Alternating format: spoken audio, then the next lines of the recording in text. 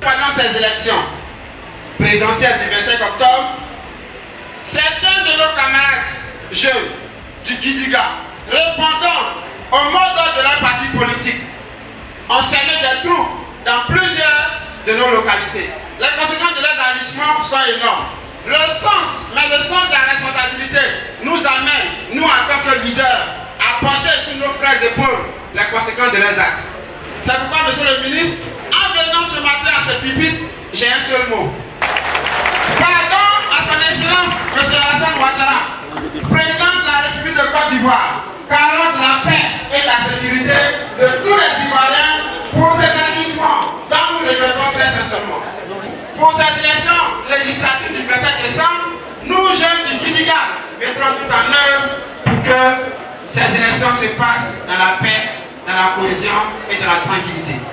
Donc, monsieur le ministre, nous avons certes des doléances, mais dit merci au président de la République pour ce qui est fait pour le corps dans son ensemble, pour ce qui est fait pour Guy Béroua, Dinago Galété, pour ce qui est fait dans nos sous-préfectures.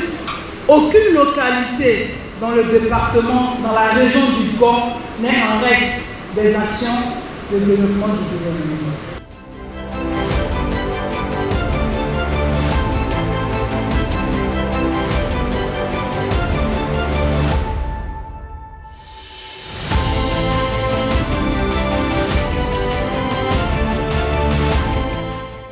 Et Guy Béroua vient de donner une leçon à la Côte d'Ivoire, à l'ensemble de la Côte d'Ivoire.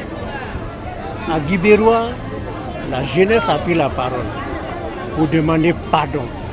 Pour demander pardon au président de la République. Pour demander pardon à la nation ivoirienne. Pour les écarts de comportement que nous avons malheureusement observés.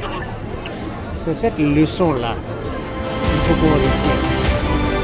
Savoir demander pardon, savoir reconnaître qu'à un moment ou à un autre, on a pu se tromper.